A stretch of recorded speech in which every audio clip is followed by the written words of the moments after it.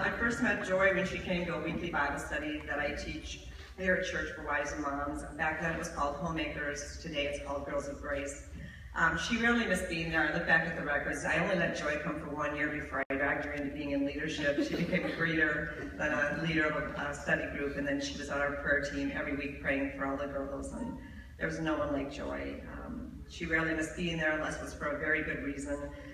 Like when there was a period of time she was caring for both her mom and Greg's mom in the last years of their life, or when she was with Greg and they were going out to help one of their kids move to college, or going out to help with Dustin's business, or just to go out and visit, you know, just all the kids in Madison and wherever we all were. Those are the only times she really would be missing from being at the group.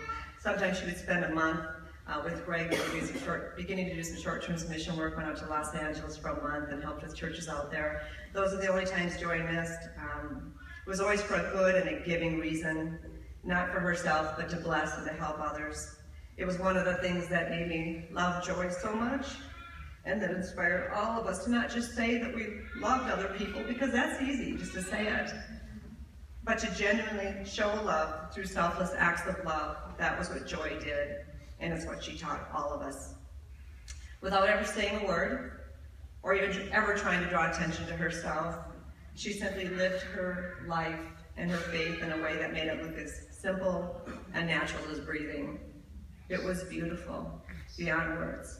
And it made me want to be more like Joy. Excuse me. Tears are okay when you love someone so much. How do you not have tears, right? Well, Joy loved to introduce me to her other close friends. She thought that all her close friends should be each other's close friends. And I remember at Chris and Cassie's wedding how she was so excited for Tim and I to meet her wonderful friends from Vancouver that she had so often told me about. And whenever she would introduce me, she would tell them, I want you to meet Renee, she's my teacher at Girls of Grace. I'm her teacher. But what Joy probably never realized was how much she taught me about being a devoted wife to Greg. You know, she would tell me that you were still the most handsome man that she'd ever seen. She did. She thought you were one good-looking guy.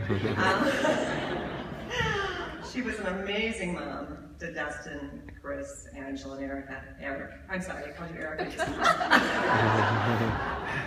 know you're Eric. She was a loving mom to Cassie, and an absolutely over-the-top, adoring granny to Eliana. I loved all the countless emails she would send me. I went back to save them all, and I couldn't believe how many I have in a file with her name on. And she would always have parts of the note in all capital letters. Y'all know what I'm talking about if you got her emails. Sometimes it'd be in all caps, sometimes just part. It was really cool. And she had a different way that she'd end her emails. So many times, again, so endearing, she would write love, love, but not L-O-V-E, it was L-U-V, L-U-V, love, love, Joy. I don't know if she did this with others of you, but she knew I always wanted to speak Spanish, and so she would oftentimes sign her notes to me, abrazos, gozo, which meant, in Spanish means hugs, joy. And I love that, it's so endearing. She would always send me those emails telling me what her kids were up to now, about the family trips they took in the summer, about Frisbee, golf games, always including at least 20 pictures, if not more. Greg, Dustin, Chris and Cassie, Angela and Eric, you probably don't know how many pictures I have seen of you all, or how much I know about your life. But I have loved seeing what an incredible family that you are. Joy couldn't resist not telling me how proud she was of you. Oh, so many notes about each one of you, how proud she was of you, how much fun you all had. She didn't want to just tell me, she wanted me to see it for herself, myself, and so she would send the photos. And I'm pretty sure I'm not the only friend here who was blessed by her mad picture-taking skills. I love seeing her camera up here. I picked it up and I've held that camera a lot. She loved we had the same camera, and she'd always say, teach me some new tricks on this camera. But she was good. She had some mad picture-taking skills, and she took pictures of everyone and of every event. And not just any picture, but one where she would always put us in a certain pose. You couldn't just say, let's just take the picture. No, come here, I've got an idea. I have old pictures of us in a pyramid at the church picnic. We stopped doing pyramids when we just all couldn't, people on the bottom just couldn't. She had another one we always did where we would sit by the fireplace after our girlfriend lunches. She would always say, Renee, we'd prop up pillows and we used to have the self-timer. Yes, and then we'd run to get in the picture. Half the time we'd be laughing and falling over, but somehow every once in a while we'd capture a good photo. She would never let us leave unless we took at least 5 to 10 pictures to be sure we had a good one. And so we'd remember the fun of that day. Or she'd pose us. Lately, she would never let us not take pictures where we pose like this. Julie, help me out. Every time. She was so sweet and so persistent at getting those pictures, and I am so, so glad. Then she sent the pictures via email to everyone who was in the picture, sometimes even when you weren't. My youngest son, grandson, is the same age as her granddaughter, Eliana, and she loved getting pictures of the two of them. Always sending them to me, including me, and anytime she saw Harrison, I want you to see what, I saw him, he's so cute, look at the two of them together, and she'd say, they make a cute pair, and hey, you never know, maybe one day we'll be related. I'd say, that sounds good to me, Joy. But to me, really, it was like we were already related, because Joy was truly like a big sister to me. Years ago, she gave me a book to read. She said it reminded her of the friendships we had together with some of the girls in Homemakers. It was called the Yada Yada Prayer Group. And it was about these mismatched group of girls at all different ages, from all different walks of life. They were kind of a motley crew of girls, but they became the very closest of friends. They lived life together, they loved one another, they were there for each other in the good times and the bad times. And they wound up loving each other like sisters, and that's exactly what happened with us. And I'm forever thankful to have been one of Joy's Yada Yada sisters. But the awesome thing about Joy was that she wasn't just like a sister to a few of us. I talked to others like my son Matthew and daughter-in-law Sarah, who said she was like another mom to them, and I was so glad to share my kids with her and have another mom in their life.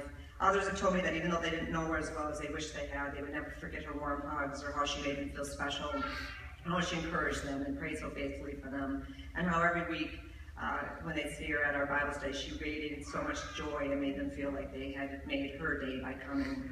Beyond that, as I said, she led a group of over 50 girls that co-led with Annie, and I would always tell people, you could go to a smaller group, you could not convince one of them to leave that group. They were going to stay right there because they were seriously a family of girls who love each other so much, and Joy did so much to make that happen. Being there for them on outings when they were sick or in the hospital, I could go on and on. But I just have to do something, if it's okay, if I have 2 more minutes. You okay?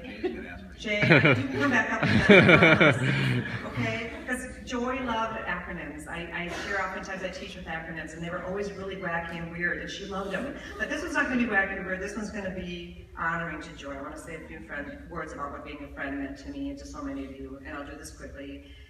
So acronym, an acronym is F-R-I-E-N-D. F stands for fun. Joy was always full of fun, dressing up in some wild outfit for our parties, always up for crazy games on our overnights, learning to hang a spoon on her nose, making us laugh, making us feel like we were funny because of how she'd laugh at us. It was awesome. She was relatable. Joy was loved by everyone who knew her, regardless of their age. She was ageless in her ability to relate to all of us in a way that made each one of us feel special and loved. She was interested.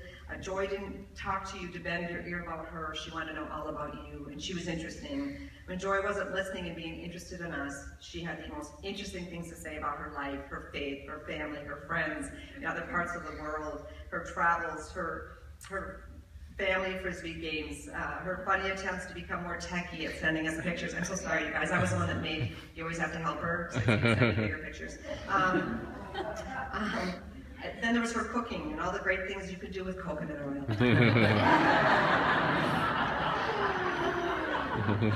Or she'd introduce me to the greatest new snack from Trader Joe's. Or how to make awesome mango fruit smoothies. Joy was anything but boring. She was ever beautiful, both inside and out. I don't remember Joy ever saying a single negative word about anyone. I don't. And that and her faith in God made her so beautiful on the inside. But she was beautiful on the outside too. At Chris and Cassie's wedding, I've never seen her look more beautiful in that pink suit. She was rocking it.